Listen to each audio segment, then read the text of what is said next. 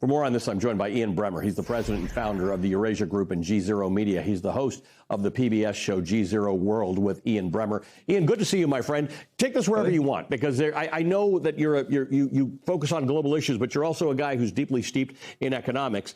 We have to understand the economic consequences of this war. I mean, it reminds me of the first weeks of the pandemic, not as great a scale, but with people not understanding how long this is going to play out, with knock-on second and third order consequences.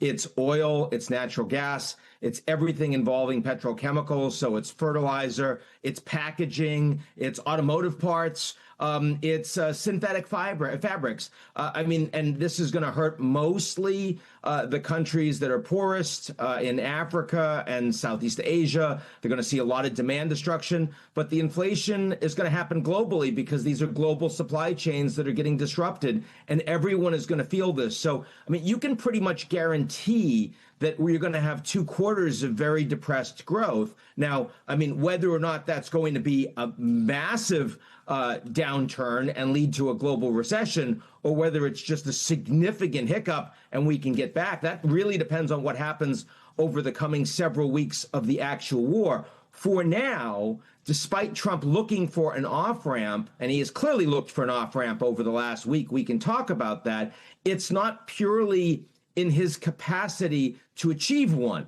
And part of it is Israel.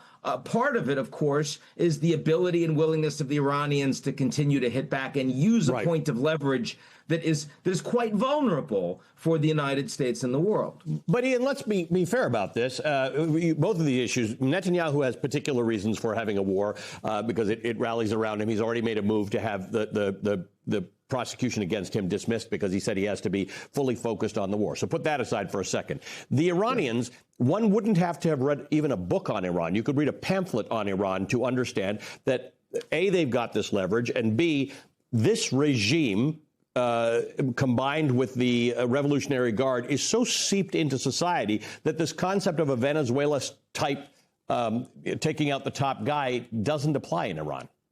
Well, the former point I would discount somewhat. Yes, of course, everyone knew they had leverage, but they didn't use it after the 12-day war. They didn't use it after Qasem Soleimani, the head of the Quds Force, was assassinated by Trump's order at the end of his first term. So Trump thought he had Iran's number. But the problem is that regime change or regime restructuring, your second point, was not something the Americans should have been remotely confident about, especially not after decapitation strikes. And let's face it, first, even if it had worked, and the people in the IRGC that the Americans were talking to who helped with the intelligence on the initial strikes, even if they were alive, it would be very hard for them to actually manifest the change policy with the United States, given the nature of this regime, its embeddedness, its entrenchedness in society, its power.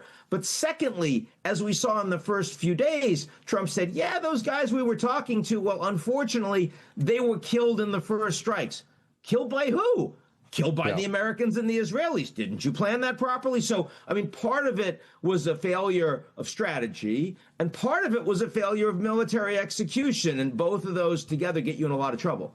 So, Ian, you mentioned Donald Trump's looking for an off-ramp, right? Oil prices, when they top $100 a barrel, usually equates to $4 a gallon in oil. You haven't seen gas prices hit 4 yet, but that's because there's a lag.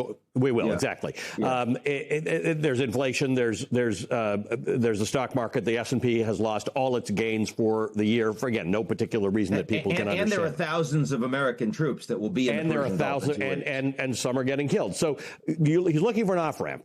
The problem is, if you decide that you want to say mission accomplished, we got what we wanted to get done, which Trump has implied a couple of times this week, but the world can see that Iran didn't change or hasn't changed enough, how does that work?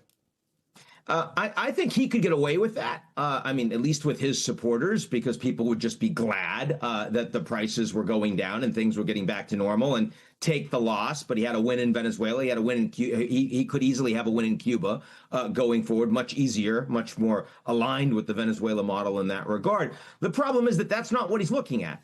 He's looking at an Iranian regime that is that feels like he was attempting regime change and now wants to hurt him. And they have thousands, tens of thousands of drones that they are capable and willing to continue to pop off and continue to disrupt traffic. So Trump can say that I've ended the war today, and still, not only is the regime still in place, but they still have those capabilities, and they'll still use them. And so the prices don't suddenly come down, and the straits don't suddenly become passable, even with American, French, and other escorts. That's a serious problem. The Iranians will still have hundreds of kilograms of highly enriched uranium at the 60% level, enough for at least estimated 5 nuclear weapons, with every reason to dash to a bomb. In fact, one of the constraints on them developing a nuclear weapon was that the former Ayatollah Khamenei did not want to. We don't know that about his son, who's just taken over. And we know that if they had nukes, the Americans wouldn't be engaged in military strikes. So doesn't that mean that Trump has to at least take out the nuclear capabilities, which at Esfahan, with those stockpiles, means a very large and extremely dangerous commando strike that so far the military commanders at CENTCOM have been very reluctant to say we should go ahead and do this because it's dangerous, because it might not go well, because a lot of American troops might get killed. So for all of those reasons, it's really hard. I know Trump has said the war's almost over. We've already won. They're basically surrendering. He said that to the G7 on Wednesday.